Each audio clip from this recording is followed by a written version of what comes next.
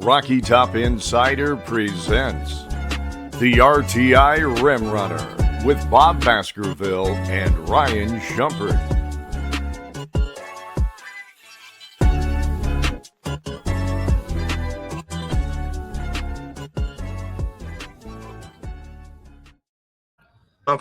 Welcome. Time for another edition of the RTI Rim Runner.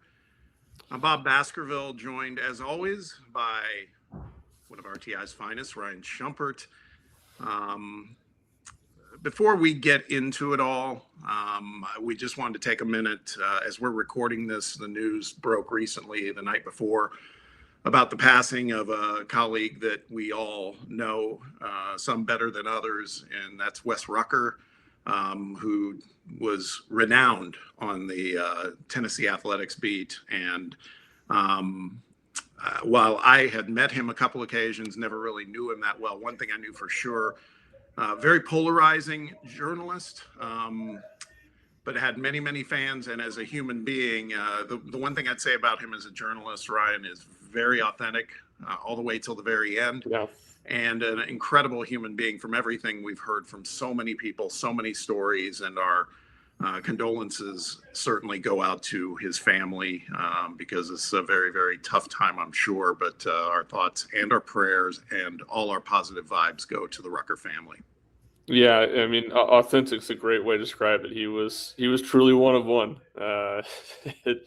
Wes was Wes, man, and he was going to be so unapologetically, and I think that's something that we all admired about him. And yeah, just no one was a stranger to Wes. He could talk to and would talk to anyone. Was very, very friendly to any young journalist. I think all of us at RTI, Rick, Sylvia, Jack, and myself kind of come to it with that perspective. So just tragic, horrible news, and like you said, just not enough prayers to lift up for his wife Lauren and his whole family today.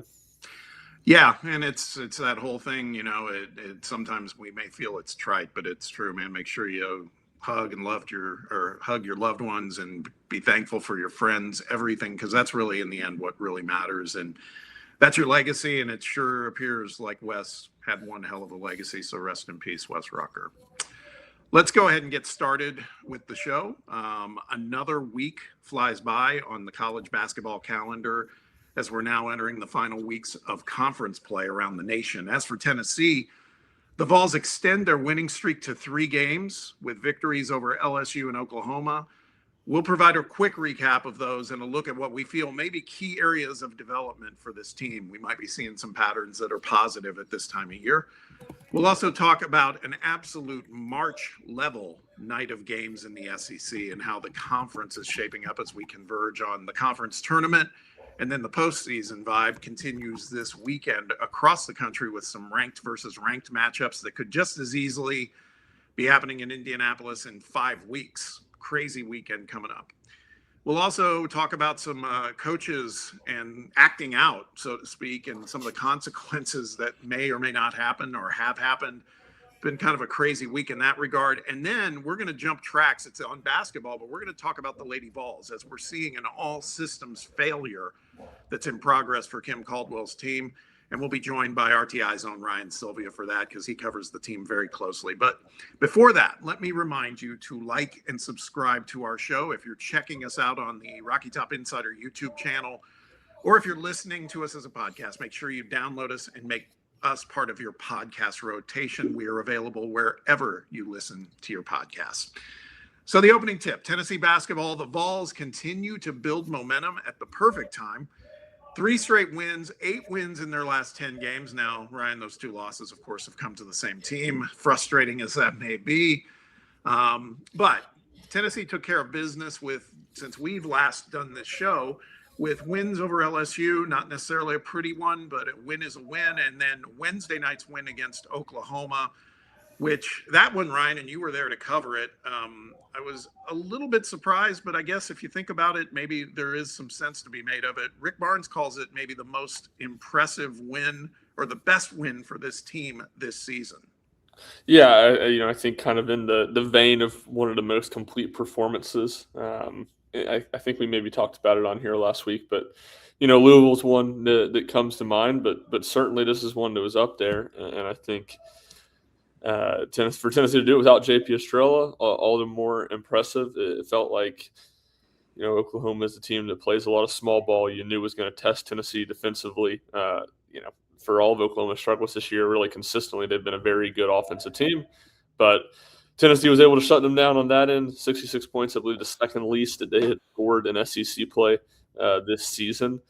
And with the JP thing, you felt like, all right, this is a small team. Tennessee will be able to take advantage inside. Without JP Estrella, you kind of, at least I wondered about that a little bit more. Yeah. There's been inconsistencies with Tennessee's front court offensively, and certainly it wasn't all those guys, but Tennessee scores 46 points in the paint. Felix Okpara has by far his best offensive game of the season with 18 points. So the Vols went out, took care of business. One stretch where things probably, got a little bit dicey in the second half. I think the lead got to maybe 5 or 6 points. But the Vols, I think, finished the game on a 21-4 run. So step back on the gas and put things away. Ran away with the game late. Yeah, it is interesting because we've talked for, it feels like weeks now about can this team string together an end-to-end really, really good performance? And you use that term complete. This was as close to one as I've seen. I think back maybe to the Louisville game was another one, but there was a drought. It seems like that's just a common thing when it comes to this team. We've got to expect it. It did feel like it was a little shorter than others. And this Oklahoma team, by the way, this, but I'm going to say it for the viewer and listener. Offensively, I mean, in KenPom, they're pretty good offensive team, right? They're a mess defensively. We saw that in the long haul, but I mean, Nigel Pack. I mean, they had some guys who were chucking the ball, and that's what kept it closer than maybe we were expecting, at least for a while. Yeah, for sure. Just on their last 10 games on Torvik, they ranked 14th in offensive efficiency and 195th in defensive efficiency. Yeah. So, and I think it was even more dramatic than that. Maybe like the 5 games before. I think Greg Polinsky referenced that before the game that they were maybe first or second in the country in offensive efficiency. So, stretches of the game, really Tennessee's ability to turn Oklahoma over, to me, felt like the key defensively. It wasn't like Oklahoma shot all that poorly, 38% from 3, 46% from the field, made some tough shots, got good shots, but Tennessee was able to force enough turnovers and consistently turn that into offense. I think it was 15 turnovers and 31 points for Tennessee off those turnovers. So that was an element that we're certainly used to seeing with Tennessee teams, but it has kind of been missing this year. Yeah, and for me, I think the thing I saw that was very encouraging, and it's one game at a time, but and I know Coach Barnes brought this up post-game because, this had to warm his heart. Almost a 3-to-1, I guess, essentially a 3-to-1 assist-to-turnover ratio, right? 22 assists, 7 turnovers. It feels like slowly but surely, and we still make some boneheaded late-game turnovers. Didn't see much of that in this game, but in terms of quantity of turnovers per game, that number continues to slowly recede. And again, like I was saying earlier, you need that to happen at this time of year. That's going to be pretty important. Now we got to get the free throw shooting. Hopefully we get some progression there too. But we're seeing some things that feel like might be coming into form at the right time. Yeah, for sure. I mean, it hasn't necessarily been linear with the turnovers, Right. But definitely better than it was early in the season, better than it was to start SEC play. I mean, I'm just looking at it now. Tennessee's first 5 SEC games, they were over an 18% turnover rate, meaning they turned the ball over on 18% or more of their possessions in all 5 of them. The last 5 games for Tennessee now, they were at 19 in the loss at Kentucky, but the 4 others have been under 16, and 10.6 against Oklahoma was the second lowest of the season, ironically, to the Kansas game. I was actually saying that to someone after the game the other night. The Kansas game was a really bad example of what this Tennessee team would be because they had a 10.1% turnover rate and a 30.8% offensive rebound rate. So Tennessee took care of the basketball and really wasn't that good on the glass, which is obviously kind of been the opposite of what this team did this season. Absolutely. Yeah, and I mean, again, shout out to hey Nate Ament does what Nate Ament does now. I'm starting to expect that on the regular. Another 29-point game, and that LSU game over the weekend prior, he was the guy who kind of took control late in the game to make sure it ensured the win for Tennessee. But shout out to Jacoby Gillespie, man. What a clean game he had against Oklahoma, right? I think I check me on this, Ryan, but because I don't have it in front of me, but 16 points, 8 assists, 8 steals, and only 1 turnover. That's the one that caught my eye. Yeah, and I think when you're talking about Tennessee's turnover issues being better, he's the one that's most dramatically. I mean, I think he has 5 turnovers over the last 5 games. He, especially early in the season, just coughed the ball up a ton. Rick Barnes talked about him just doing a lot better job of diagnosing what the defense is doing, ball screen coverages, the changes in specific ways defenses are playing Tennessee. So, it feels like he has grown a ton in that regard. You still got to look for – you want Bishop Oswald to be a little bit more polished with the ball, whether it's Troy Henderson or Ethan Berg coming in and playing backup point guard. And just the team aspect, turnovers have come from everywhere for Tennessee, inbounding the ball, front court, all that stuff. But as much as anything, what I feel better about from the turnover front is that Gillespie is going to do a better job taking care of the ball than he was earlier in the season. Yeah. I think that's a good segue into what I call the shifting sands of the personnel situation with this team. And I feel like that's a weekly thing, and that's not necessarily abnormal. I think at this time of year, that's what you have to do. But I wanted to get your take because you're in there, you're covering the team very, very closely. And we're heading into a very critical game on Saturday against Vanderbilt in Nashville. JP Estrella, who you mentioned earlier, have you heard any more on his status? Is it just day to day still? Or what's yeah, if you can see anyone watching on YouTube, see my background, I'm at Pratt Pavilion right now.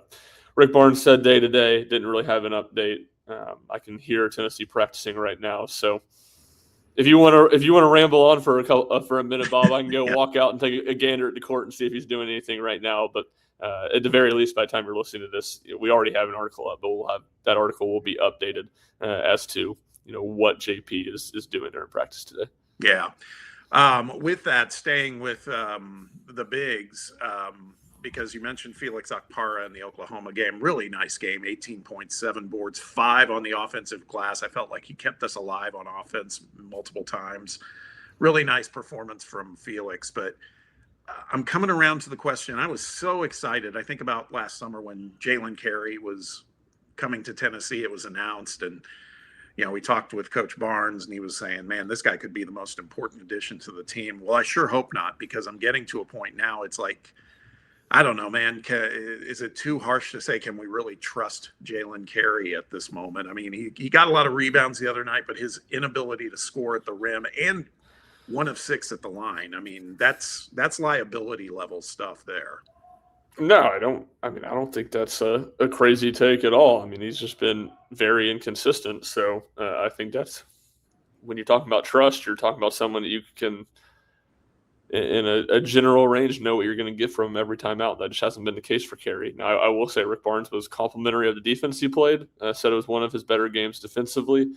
But in a tale of two halves, I mean, in the first half, I think he had 5 points, 2 of 3 from the field, 1 of 2 at the line. Like, wasn't doing too much, was giving them what they needed. And then the second half, he goes 0 of 4 at the line, 1 of 6 from the field or something like that. Missed a lot of shots around the rim. So, consistency's eluded most of Tennessee's big men this season. And, Carey maybe feels like I'm talking about that range, the widest range of what his good games and bad games have looked like. Yeah. Speaking of trust, it appears that Ethan Berg has regained some of the trust of the coaching staff. We didn't see Ethan Berg at all for a handful of games, but then against LSU, he logs 18 minutes and I thought played well, 8 points. I felt like capitalized on the opportunity. And then that parlayed into the Oklahoma game where he only played 9 minutes, but I felt like took care of the ball, had some nice entry passes into the key, or into the paint rather. Um, he had one steal, and it was his only basket. And Ryan, it made me feel like I was watching like a youth league game. It was like he couldn't have raced faster to the basket to get that lay in. It was just like simply, I'm going to run faster than you and score this basket. But in all seriousness, Ethan Berg is a guy, and I talked with Coach Polinsky about this on the radio yesterday. I was also struck by on his post game availability after the LSU game. I felt like he spoke with a lot of humility and said, "Look, I understand, man. I got pushed out of the rotation, had to earn it back, and I that's all I want to do is get that opportunity." That told me something, because I've always watched his body language on the bench and everything, and he stayed positive. Yeah. And man, if we can get 9 or 10 minutes of Ethan Berg playing in control, that's what Polinsky said. He goes, if he can just play within himself, he can be an asset. Yeah, no, it's funny you say the thing about on the bench. I mean, I feel like that's something that I watch for more and more now when you're just wondering about guys in the transfer portal. And he has remained very involved. As you said, his post-game press conference following the LSU game, in which he played well, that, he said that it's no one's fault but my own that I wasn't playing. And yeah, it feels like the adjustment to the athleticism and the speed of the game and America, and particularly the SEC, had given him some issues. So when he's able to slow down, he's certainly been much better. And we'll continue to see. He had a turnover that drove Rick Barnes crazy the other night, but definitely gets the opportunity. And as is often the case on Rick teams, it feels like these guys on the fringes of the rotation can change from a week to week basis. Yeah, speaking of, what do you have any intel on what's going on with Amari Abram? Because he is, again, now he's doing the vanishing act, at least in terms of being in the rotation. Yeah, no, not really. I mean, Rick was asked about it today and said, he's going to get his opportunity. We need him to stay ready. And he was playing very little, and then he got the flu. I guess that was before the Ole Miss game. So. I think that's what has set him behind the 8 ball. Obviously, he's about 2 weeks removed from that now, and like I just said, I'm sure he will get an opportunity again at some point. And these rotations for Tennessee on the fringes seem to guys get their chances. So I don't think we've seen the last of Amari Abram. We'll see if he can, like Berg did, maybe have a performance against LSU and make his mark in at least one game this season down the stretch. In talking with Coach Polinsky yesterday, it was interesting because he mentioned Mo, as they call him in particular, saying we got to have all these guys ready. And I'm sitting there thinking, man, as a coach, they've definitely got to keep the messaging of, hey, well, look at what happened with Ethan Berg. It can happen just because you're not playing right now. You can be back in the mix, but got to make plays. That's all. So, that'll be an interesting one to monitor. As for Tennessee as a team now, they're 19-7, 9-4 in the SEC. They are tied for second in the regular season conference standings with Arkansas and Alabama. Now, 2 games behind Florida. I'm not sure that's a catchable team at this point for the regular season title. But again, eight wins in the last 10 for Tennessee. They're up to 16th overall in KenPom. 32nd offensive efficiency, 14th defensive efficiency. They stay steady at 17th in Bart Torvik's rankings, 19th in Evan Miyakawa's rankings, and then also 19th in the net. Those wins against LSU and Oklahoma were basically quad 2, right? They haven't really improved on their quad 1 standing with those wins, but a combined 10-7 in quad 1 and quad 2, so they're above water there. Yeah, and it's what we talked about. After, I guess it was probably the Georgia game. Tennessee gets 2 on the road against Alabama and Georgia, and it kind of felt like it flipped the vibe of the season coming off the home loss against Kentucky. And you looked at this next stretch of the schedule and you said this is really manageable. Tennessee shouldn't lose more than 1 game. And obviously, less one getaway that they would have liked to have in Lexington, but, still takes care of business. Yeah, no doubt. They're also moving up in ESPN's bracketology projections. For what that's worth, Joe Lunardi now has them showing up as a solid 5 seed, which I think feels fair. I mean, 6 felt a little low to me. That's where they were last week, but now they're up to 5. I think the opportunity to maybe get to a 4 seed which would be huge. I mean, I think that's in sight, but a lot of things will have to happen, I believe. I don't know. Do you think 4 is probably the ceiling for them as a seed? Yeah, 4 feels like the ceiling to me. I mean, that's possible if Tennessee can, maybe go lose one game here to close out the regular season and, uh, maybe win a couple in Nashville. 4 seems possible, but it's just hard to see much more than that. Yeah, like I've been saying, one step at a time. Let's try to get locked in. I mean, if the regular season ended today, I think Tennessee would end up maybe as the 3 seed in the SEC tournament, so they'd get that double bye. I think that's the priority right now. Chasing Florida feels like maybe a fool's errand because Florida's just so dialed in at this point. So, yeah, and a manageable schedule down the yeah. stretch for Florida. So just looking at it now, they get Arkansas at home and they go to Rupp still, but they go to Texas. That'll be a tough game as well. But for the most part, a lot of games that would be pretty surprising if the Gators dropped. Yeah, so that's a good segue because we talk about the postseason. We're into the final games, 5 games left in the conference schedule for all teams. Bunch of teams bunched up. We just mentioned Florida. We talked about the 3-game tie in second place, 2 games behind Florida. The 3 teams in second place are Tennessee, Arkansas, and Alabama. And then there are 5 teams that are all 1 game behind the second place team. So again, the battle, not so much for the regular season title, but for those remaining top 4 seeds for the double bye it is hot and heavy. And the battle to rise in the standings, man, the games on Wednesday night were absolutely epic. We'll just take a minute and talk about Arkansas and Alabama. My God, defense optional, Ryan. I mean, that was crazy. Yeah, it was, and one that that was a good thing about it going into 2 overtimes. I was able to watch more of it after the Tennessee game ended, and went back and watched it. Watched the extended highlights.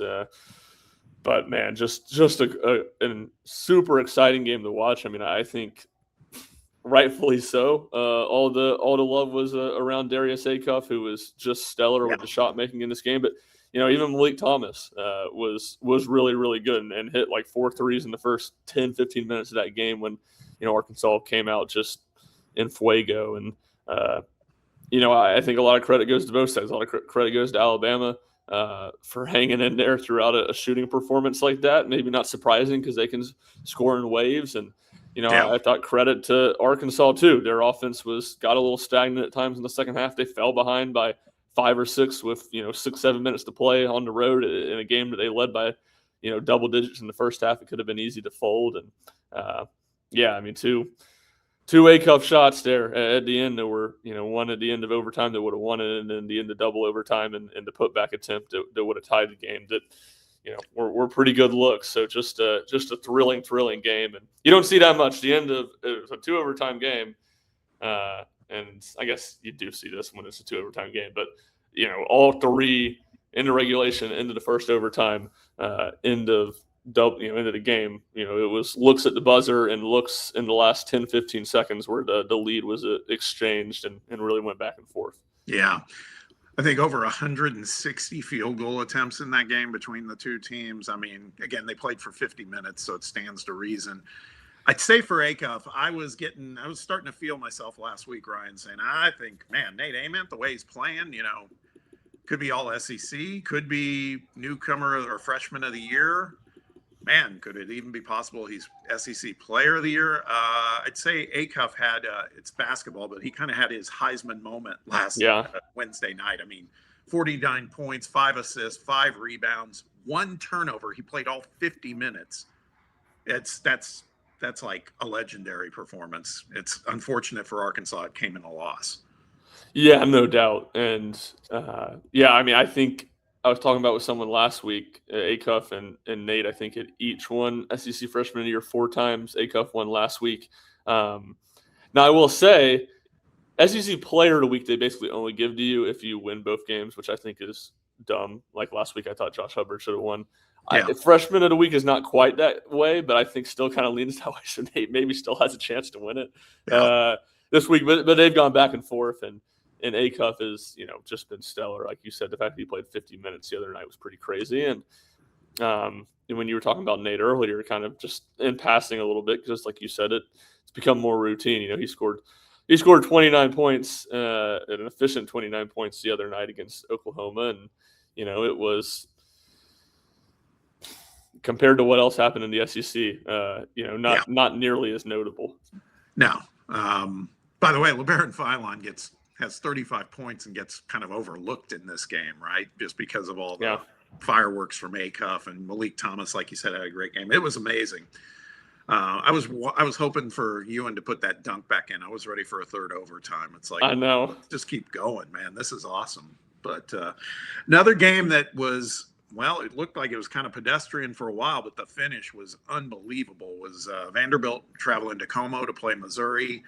Missouri gets out to a big lead, kind of like the Oklahoma loss for Vanderbilt. Vanderbilt, furious rally late, has an inexplicable chance to win the game at the very end, but they don't. They lose by what? It was just a 1-point game at that point, wasn't it? Yes, just a 1-point game. 4-point game. Tyler Nickel hits the 3, and then I don't know what Mark Mitchell was thinking, and Tyler Tanner's 3 goes in and out. Oh my God! I mean, that was so close. So that's a big win for Missouri, but again, another incredible finish. And then Auburn at Mississippi State. These are two teams. Auburn is sinking like a rock, unfortunately for Stephen Pearl. 5 losses in a row. But Josh Hubbard, we talk about Darius Acuff, but Josh Hubbard has a glow-up game, to say the least. Yeah, I mean, 3 straight now. He was obviously incredible against Tennessee last week. Great in the rivalry win at Ole Miss on Saturday. And, I mean, just unbelievable. I'm going to throw it back to you and see if I can find this stat that a Mississippi State friend texted me. But, I mean, you just go through – I mean, anyone that didn't watch the game, and probably anybody who would be listening to our show has probably gone back and watched the highlights at least. But go back and do it. The shots he's making in the first half are unbelievable. Auburn is throwing double teams at him from 30 feet. He's just raising up and bombing in threes. He's got no conscience. Didn't he end up making 10 threes, I think, in that game? Yes, he did, and I'm glad you said that, Bob, because that was a stat I had found. Tennessee has not made 10 threes in an SEC game all year and has made 10 threes 3 times this season. They made 10 against Gardner-Webb, 11 against Rutgers, and 12 against Northern Kentucky. So that just on its own was absolutely hilarious.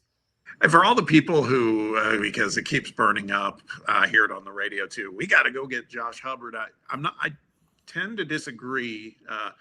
Most importantly, I don't think he'll enter the portal. He just seems like a Mississippi guy through and through, man. I think if he comes back, he'll be in Starkville. Yeah, no, I agree, and I think he will come back. Because I think he can make more money in college basketball than in professional basketball. And I don't think he's a great fit for what Tennessee does. If he's going to go anywhere, to me, it'd be somewhere, and maybe it was just fresh on the mind watching Acuff do, but somewhere like Arkansas to play for Cal, who really gives his guards free reign. But here's the stat I saw: Josh Hubbard had 35 points in the first half against Auburn. Rick Ray coached 97 games at Mississippi State from 2013 to 2015. In 75 of those 97 games, Mississippi State failed to score 35 points in the first half. My God. I'm just glad we're not playing them again. I mean, we might see him in the tournament, I guess, the conference tournament, but he is dangerous, man. He can make people's lives hell. Yes, he can. He is as high volume a shooter and scorer as there is.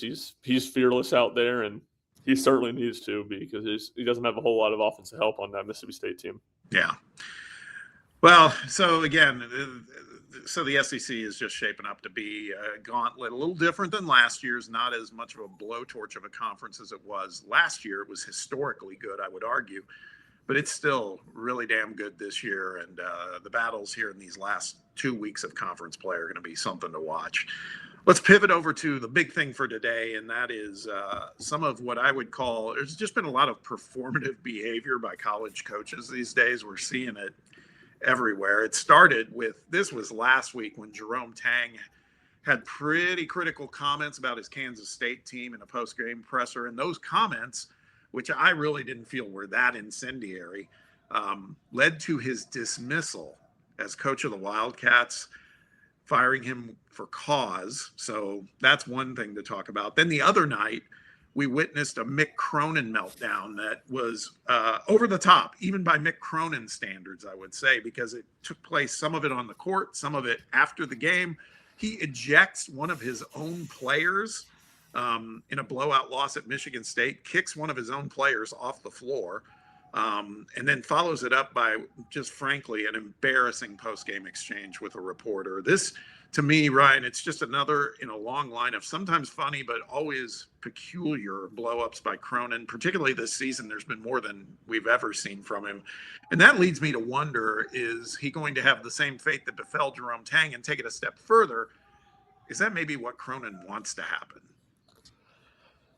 I don't know if it's what Cronin wants to happen, but I certainly don't think he's too concerned about it, I guess. If they want to pay his buyout, I feel like he's pretty willing to take it. But no, it's just crazy. I mean, it's very entertaining. It's been multiple times. I mean, I go back to, you always knew Mick Cronin was like this from his days at Cincinnati, but, we got more of a firsthand look. Now, I was in open locker room, so I wasn't necessarily sitting there watching it, but when Tennessee played UCLA in the tournament last year, he had a very dismissive, demonstrative, post-game press conference where he was getting mad at the LA Times reporter for asking him about next season and complaining about the charter bus or the charter plane, the cheese, as he called it, that they were going to have to take back to Los Angeles. So, yeah, it's crazy. And the one the other night is, I watched him kick his player off, which I thought was strange. I didn't think it was an egregious play. No. A flagrant foul, but he was going for the ball. I didn't think it was dirty or anything. And, I turned off, didn't look at Twitter the rest of the night. I said, all right, I'm excited to see Mick Cronin. I didn't even text out someone. Excited to see Mick Cronin talk about this after the game. Then I wake up to a viral Mick Cronin clip, but it was not the one. It was nothing about that. But, yeah, it seems pretty nonstop right now. Yeah, it is. And I agree with you about the play that I think Jemerson's his last name that he made. I mean, it's like, okay, bench him. I get it. I think I do the whole what would Rick Barnes do moment there if he was that angry at his player. He'd just bench him and they wouldn't play the rest of the game. And that happens. I get it. The whole get off the floor and go to the locker room thing is, like I said, it just felt like unnecessary. And I don't know. I do think that maybe Cronin's looking at this situation with UCLA and, I'm sure he doesn't want to get fired per se, but maybe try to engineer something where it's like, man, maybe I don't belong in LA. Maybe, hey, crazy thought, but the Cincinnati job is probably going to open. He could go back to Cincinnati. That's true. That's a good point. Xavier did it, another school in Cincinnati with Sean Miller. Now he left them again. So I don't know if that's a sign that they shouldn't do that or not. But yeah, rarely is there a culture fit more strange than Mick Cronin at UCLA. I mean, it's hard to imagine being as miserable as that dude is, living in Southern California, coaching at one of the most prestigious basketball programs in the country. Yeah. Somebody put out did you see, I don't know if you saw this on social media, somebody put out a mashup of some of his most quotable moments this season. Yeah. They played the One Shining Moment music underneath it, which I thought was great. He was like talking about his dog, like his dog's his favorite person in the world. And I mean, he is something, man. Yeah, he is. And then to go back to the Jerome Tang thing, I mean, that. Yeah. Yeah, I mean, I think it's laughable that they're trying to act like that was a reason to fire him with cause. Just crazy. I mean, him getting fired is not surprising. Kansas State has invested a lot into their athletic or into their basketball program, and they frankly have been very bad since making the Elite Eight a couple of years ago. So to me, that's not shocking. But acting like that was, I didn't even think he was really all that out of pocket. I would just tell him, hey, those are the players you recruited. This is your fault. But, I don't think he said anything crazy or anything like that. No, before that presser ended, he owned some of it too. He said, the university deserves better. The fans deserve better. I need to be better. I mean, so it wasn't an entirely roll just the guys under the bus. I mean, he called them out, but I agree with you. And I would say for anybody that they're maybe pursuing to take that job, boy, I would say tread lightly there, man. That shows you a lot about what the administration is capable of, and that wasn't good.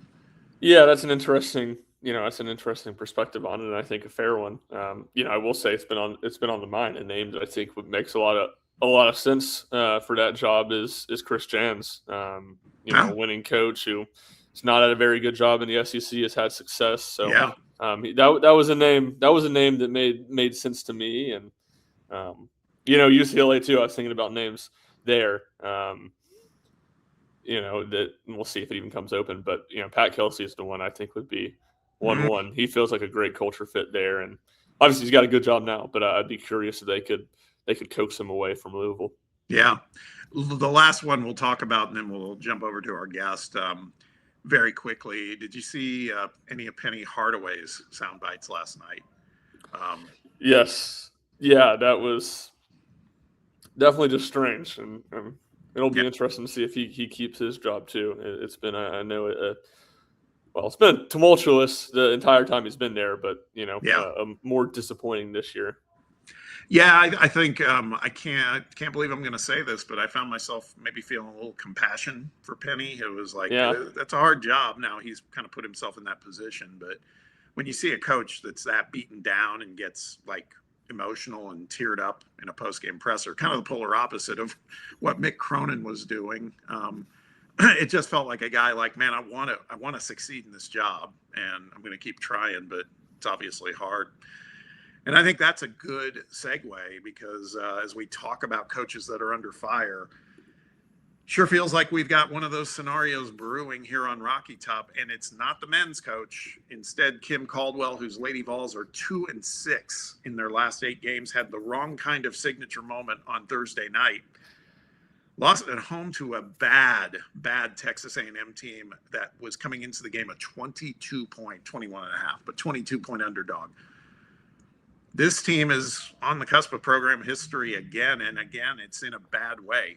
And I wanted to talk about that a little bit. They may not make the NCAA tournament. That would be the first time ever in program history. Let's get the perspective on this team from someone who covers the Lady Vols much closer than Ryan Shumpert and I. It's rock star Ryan Sylvia of RTI. Ryan, how are you, brother? I'm doing good, guys. Thanks for having me on my RTI Rim Runner debut. I'm excited. Yeah. No, this is our debut of women's basketball too. So what the heck's going on, Sylvia? Yeah, you're part of the magic now. I'll start. I mean, you were actually in Oxford the other night, right, for the Ole Miss game, and so we've just been talking about coaches on the men's side who have been kind of behaving childishly, you could call it, or badly, whatever the case may be. We had a little moment of our own, right, with Kim Caldwell at the end of the Ole Miss game at the handshake line because Ole Miss laid the Lady Vols out. I just want to get your perspective of the vibe down in Oxford. We'll start there.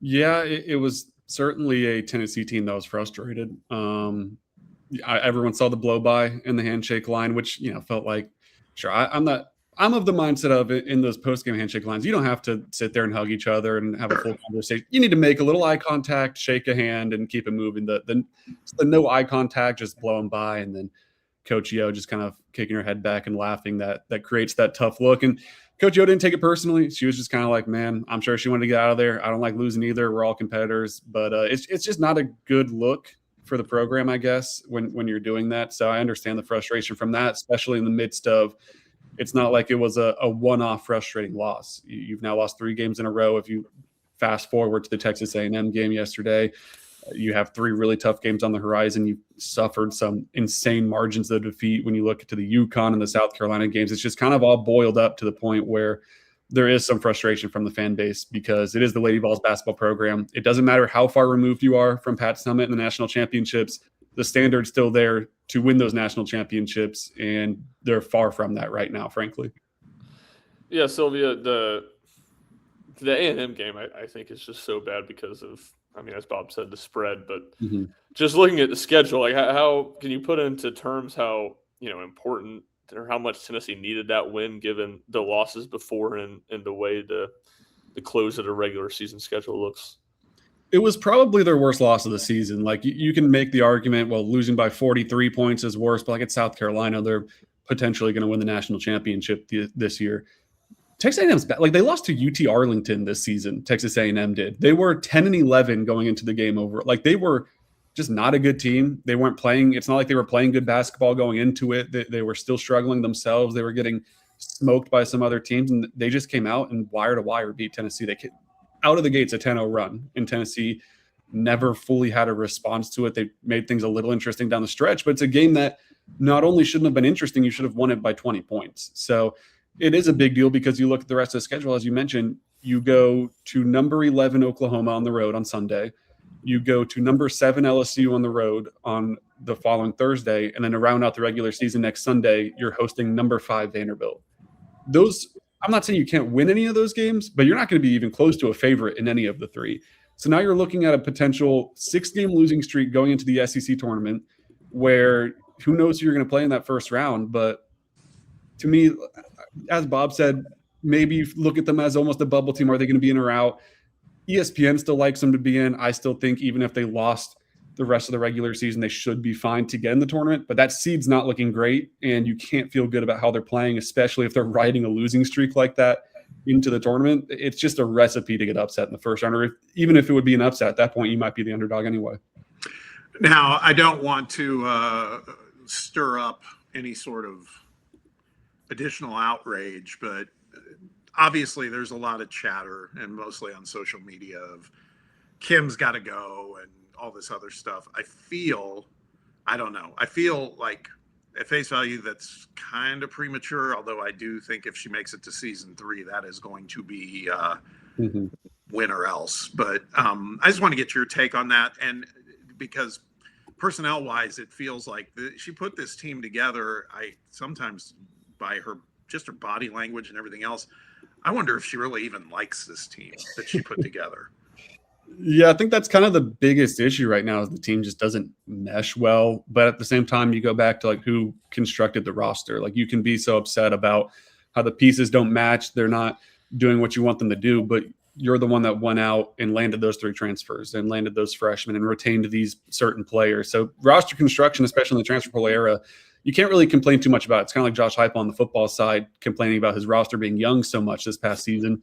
You built the young roster. You can take the steps to not have that type of roster. So that is on Kim at the end of the day as well, is, sure, this team just isn't meshing well and it's not working out, but like that's on her. And then as far as her job security, like, I would still think right now she'll probably be back for year 3. But at the same time, I thought Kelly was going to be back before she got fired. So you never know. And especially Danny White I think on one hand doesn't want to let things slip too far in the Lady Vols program. On the other side of things, this was his hire. This was his basketball hire. I think he very much wants this to work out more than just a normal basketball hire, because this was his coach. He's a basketball guy. He went out on a limb, got a unique system, got a coach who hadn't done it at this level. Like, this does reflect on him how this tenure goes. So I think on one end, there's probably a little bit longer of a leash there as well with Danny White, because that was his hire. But you're exactly right. If she does return in year 3, which right now I think she probably will, if she does, it's the make or break year. Because if you have another year where it looks anything like this, then it's going to be really tough to move forward. If you can start to win, though, if you can get a top 4 seed in the tournament, start hosting and try to make that run back to the Sweet 16, continue to take those steps like it looked like they would have last year, then obviously from there you feel a lot better. But just even the financial commitment from NIL to this roster, like, it's not a cheap roster, and to not have the results you want makes that even more frustrating too. Yeah, how doable is the way forward? What is the way forward today from a roster standpoint? Does it need to be a complete clean slate? From Kim's staff standpoint, what does that look like? What do the changes need to be made this offseason to make it tenable for Kim moving forward?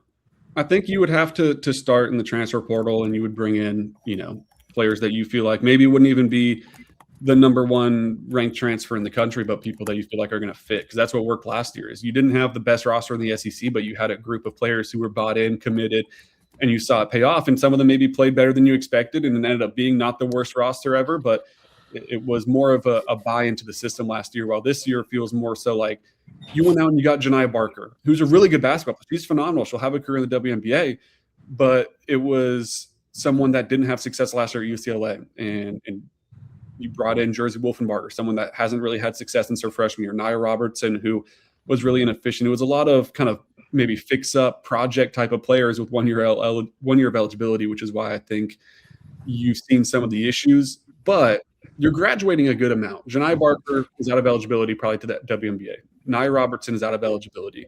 Kaya Wynn's out of eligibility. Jersey Wolfenbarger is out of eligibility. Z Spearman's out of eligibility. Talisha Cooper's not out of eligibility, but someone that could be drafted. So you're having a lot of those players that contribute right now out of eligibility and leaving. And then you look at the flip side of it of now you also have these freshmen that you really like, this core class. Can they take a step now and be more so consistent contributors next year and someone that you feel like is a good base? You're just going to have to go out through the transfer portal, I think, and find shooters, find people that fit the system and ones that work out instead of maybe just the shiniest names out there. And then you have two good freshmen coming in, and then the coaching staff I'm curious about too. There's a lot of people that are kind of close to Kim, so I'm curious what those moves look like if she does make any, but I wouldn't be surprised if she had to maybe mix some things up there as well. You talk about the freshmen that are incoming. Olivia Edwards, arguably the top prospect out of the class of 26 coming in, or one of the two maybe. But my question to you is, do you think that the kind of the developments of these last few weeks and how the season could end, is there a possibility she flips her commitment? I mean, I guess there's always a possibility, but from your take covering the team, has she just been all in about Tennessee from the get? Yeah, so far so good with her. I mean, she signed. What that actually means, not too much. Like if she really wanted to or anyone wanted to, they could still find their way to another school and be immediately eligible for next season. But she is signed. She's content. She has a really good relationship with Gabe Lazo. Now, the wrinkle in that is Gabe Lazo is someone who's going to be up for head coach openings this upcoming offseason because he is such a good recruiter and he's, positioned himself to be in those conversations. He's been tied to jobs like the VCU job and things like that. So there's a chance he won't be on the staff next year. Does that change things? Probably not. I would be pretty surprised. I guess barring maybe if they do go ahead and move on from Kim Caldwell, that could obviously throw a wrinkle in everything from a roster standpoint. But under the assumption Kim Caldwell's back next year, I feel pretty good about Olivia Edwards making it to campus. So right now, I would be pretty surprised if she wasn't a Lady Ball next year. And she's phenomenal. I mean, she can dunk, and it doesn't look like it's the toughest thing for her either. Like she's just a freak athlete and someone that I know Kim's really excited about, thinks that it'll fit her system really well. What are you putting the percentage chance at that one of us sees a win for the Vols / Lady Vols Memorial Gymnasium over the next 9 days? I guess 9 days.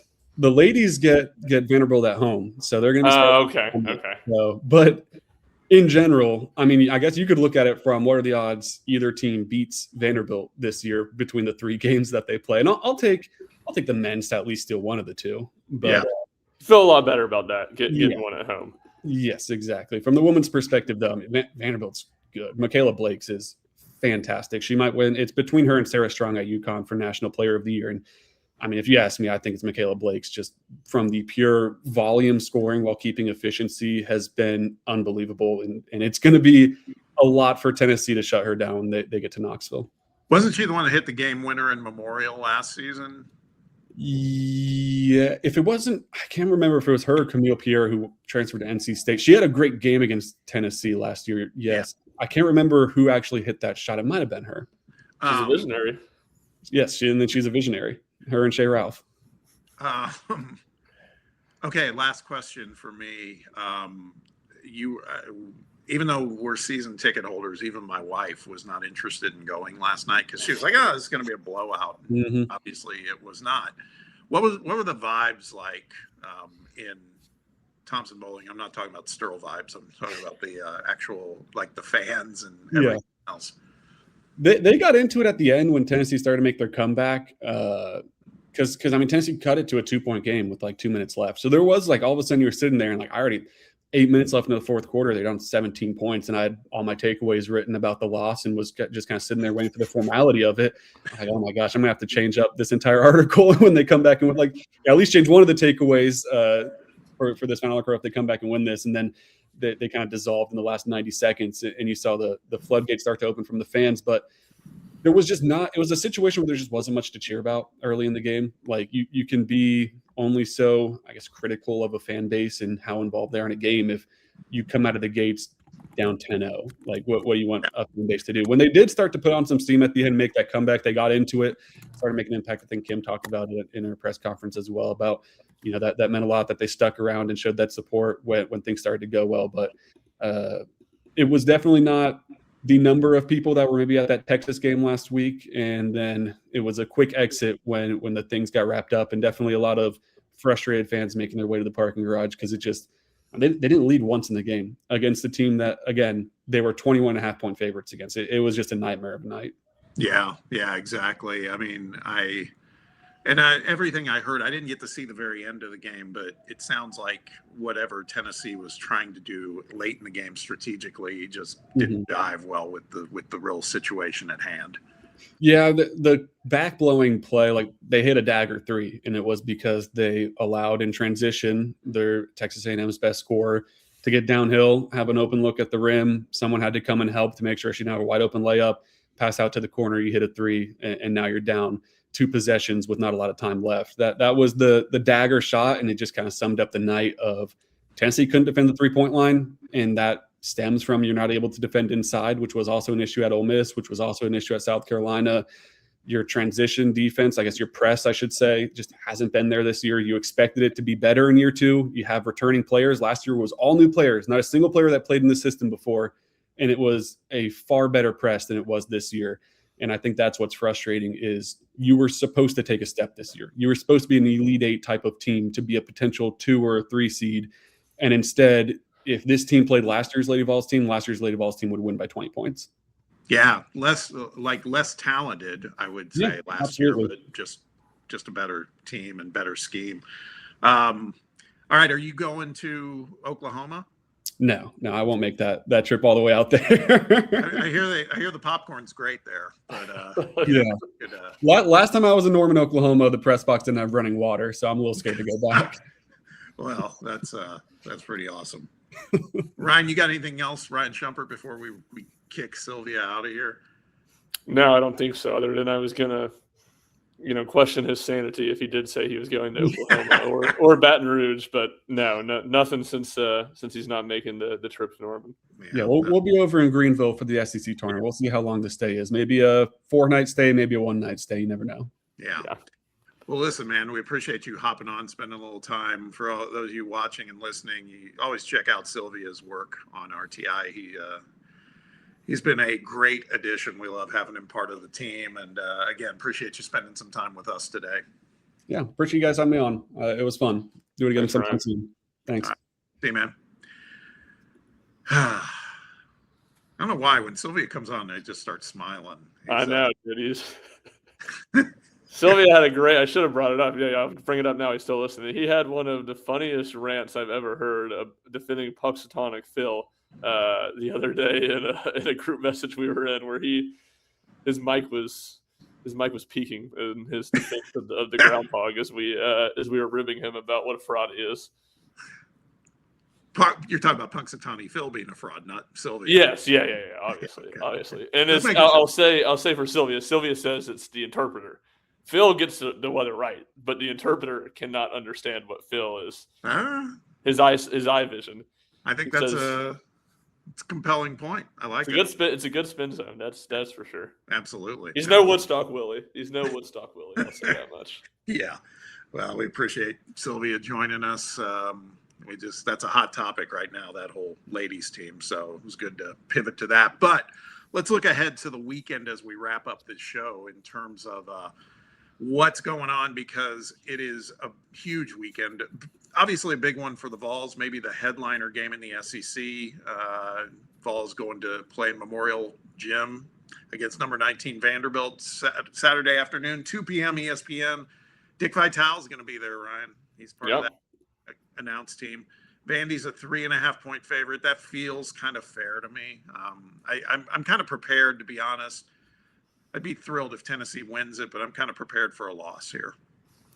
Yeah, I mean, it's, Tennessee's, like you said, 5-point underdogs, and at least as of right now, Ken Palm projects Tennessee to be favorites in their 4 other remaining games. So just from that standpoint, it's not even necessarily viewed as a toss-up.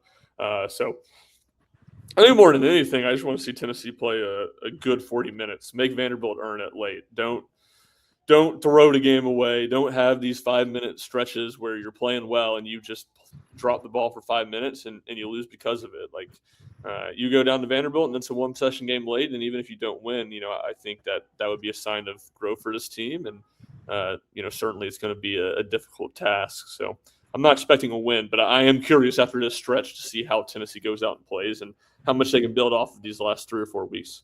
Yeah, no doubt. No doubt. Nationally speaking, I mean, basically, this feels like Final Four weekend coming up because literally, at least in the current rankings, the top 4 teams in the country are facing each other. Number 4, Arizona traveling to number 2, Houston on Saturday, 3 p.m. And then number 1, Duke going to Cameron. No, not Duke, Michigan. Sorry. Going to number 3, Duke, playing in Cameron Indoor Stadium at 6:30. No? It's the neutral site game in Washington, D.C. It's like the same thing. Duke played Illinois last year in Madison Square Garden. It's the same deal, a neutral site game here in February. Okay. Well, still a huge matchup. Yeah. Right? I mean, these I think two it makes games, it all the more interesting. Yeah, absolutely. Because Michigan, the other night, by the way, Michigan playing Purdue, this just shows you how lethal Michigan can be. I don't know how much you saw that game, but they put Yaxel Lendeborg on Braden Smith. Yeah. And I mean, really smart strategy because Lendeborg can guard the perimeter like that. I mean, when I saw that, I was like, man, that team there's a bunch of good teams, obviously. There's probably 10 teams that could win the national title, but boy, Michigan feels different to me. Yeah, just the length and athleticism that Michigan has. I think they've been number 1 defensively on KenPom for most of the year. Still there right now. So they're obviously really, really good offensively too. But a few questions offensively, maybe a few limitations defensively. They're just extremely complete and just have so much athleticism and length they can throw at you. And that's probably as good as an example of anything else right there. Yeah, potentially interesting game late night on Saturday, although BYU is a little bit hobbled now after having lost Richie Saunders, but they're hosting number 6 Iowa State at 10:30 p.m. on Saturday night. Again, Iowa State knocking off Houston earlier in the week. They seem to be rounding back into form at just the right time, but boy, some really enormous national matchups on Saturday. Yeah, there is, and I think Houston and Arizona. Arizona's obviously lost 2 of their last 3. Can they go on the road and win a really difficult game? Houston, after being, kind of, I don't want to say forgotten about. That doesn't really feel true, but kind of pushed out of that inner circle around the new year. They're a win away, and Michigan losing a game against Duke from being the number 1 team in the country here in the last AP poll of February. So. That'll be, really fascinating. And as good as Duke, Michigan is, I think that still might be the game of the day in my eyes. Yeah, absolutely. I would tend to agree. In the SEC, we talked about Tennessee, Vanderbilt maybe being the main event in conference, but some other teams and games to watch. Don't look now, man, but Texas going to Georgia, I think is an interesting game because Georgia comes off that big upset win at Rupp. They needed that. Texas is on a 5-game winning streak. All of a sudden, Texas is playing pretty good ball, really. Yeah, they sneakily have just gotten better and better. I think it's a huge testament to Sean Miller. I don't think this team is perfect by any means. Ironically enough, it feels like they're like a Ryan Conwell, who Miller couldn't get to follow him to Texas away from being like a second weekend in the NCAA tournament team. Yeah, but they're playing, about as well as anybody in the SEC, and you look at the conference standings, and they're right there in the mix to potentially be a top 4 seed, which would be I think a pretty incredible coaching job in year 1. Yeah, Missouri at number 20 Arkansas happens at 6 p.m. on Saturday. It's a rivalry game. Mizzou needs as many wins as they can get. They had that big win against Vandy. Arkansas coming off that heartbreaking loss to Alabama. I don't know. I mean, this is one, I don't love it because if Missouri goes and gets blown out against Arkansas, then who does Missouri play next? It would be Tennessee next week at home. So kind of find myself rooting for Missouri to pull off an upset here. Yeah, I agree. And it's kind of what you almost don't want to see on the schedule, especially this time of year where it's like Missouri is sitting here as a bubble team, and they're desperate, and bubble teams desperate at home. Yep. When you don't have that same level of desperation, they're just extremely difficult games. You wish you had that one in January when Missouri wasn't quite as desperate. Yeah, most definitely. And then two big brand names, but kind of semi off the radar: Kentucky at Auburn in prime time on Saturday night. Someone's got to win this one. They both need it. Kentucky has a killer final 5 games. I think there's at least 3 tournament teams in those final 5 for Kentucky. And then Auburn's in no man's land, right? 14-12, 5 straight losses. Maybe too much to overcome at this point for postseason consideration, short of some amazing run in Nashville at the SEC tournament. Yeah, on the Auburn front, I mean, it just would be a disaster, year one if they for Stephen Pearl if they don't make the tournament. They're still, sitting on there on the bubble right now, so I don't think it's over by any means. And then on the Kentucky side, they're not nearly as desperate. Their footing in the tournament is much better, but I will say, like, it kind of made me feel a little bit like the Lady Vols, where you just look at their close to the season. Georgia at home was a game they needed to win. I'm sure they will go take care of business in the midweek against South Carolina on the road, but besides that, every game we're left is a hard one for them. So it's one they could really use to get. Yeah, there's no doubt. And then Monday night, 2 more big ranked versus ranked matchups. So, I mean, the basketball keeps coming. Louisville at North Carolina on Monday night, and then Houston. Man, the Big 12's tough schedule-wise. I mean, as far as, like, the spacing in between their games, too. They travel to Lawrence to take on number 8 Kansas. 9 p.m. Monday night. I think I know what my plans will be on Monday night. Yeah, pretty good little doubleheader. And, those turnarounds are so tough. And the ACC and Big 12, like, they almost always play Saturday. It's not like there's Big 10 gets sometimes a Friday game in there. But tough turnaround, and the Kansas game, it's not even that early. I mean, it's 3:00. It's not a late game on Saturday, and they do get the late game on Sunday, on Monday. But those are, you talk about going from playing big games to another big game, and just how quick your prep has to be. I guess it gets you prepped for the NCAA tournament, but certainly don't be a team or a coaching staff there. Yeah, and the burning question about Kansas, we didn't even have time to get to it today, is how much will Darren Peterson play, like, in this, that big game on Monday night, which that's a whole nother situation. I'm sensing it's not like I know Bill Self, but I'm sensing he's starting to get a little weary of, I think so, because it's a testament to how well they play without him, but God, this whole Willie won't he thing's getting pretty crazy. Yeah, it is, and they just play a different style with and without him. So it's I think been hard for them. It's kind of gone in a phase where I was like, all right, this is good. They found other ways for other guys to be involved and step out and play without him, and that'll make them a better team. But they just play so little with them. It feels like they're struggling to find an identity, and guys kind of meshing together on that front. So just a strange situation. Just the lack of clarity all around has been super confusing. It sure has. All right. Well, that was a good one today. A lot to cover. It does it for this week. We'll be back next week to report on the latest with the Vols, as well as all these other happenings in college basketball as we get closer to Selection Sunday. It's only a matter of weeks away now. And we appreciate Ryan Sylvia jumping in with us. That was a fun little segment. And then also thank you to all of you who support the show. As a reminder, make sure you hit that like and subscribe button for the show on YouTube. Download our podcast wherever you listen to your podcasts. And also keep it locked in on Rocky Top Insider at rockytopinsider.com.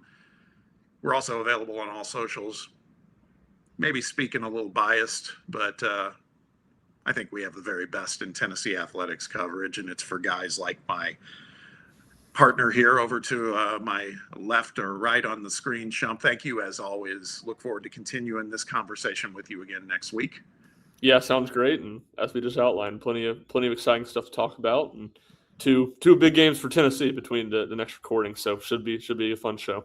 Yeah, absolutely. Again, to all of you out there, thank you very much for giving us some of your time. Have a great college hoops weekend. Like we said, rest in peace, Wes Rucker. Thoughts and prayers to his family.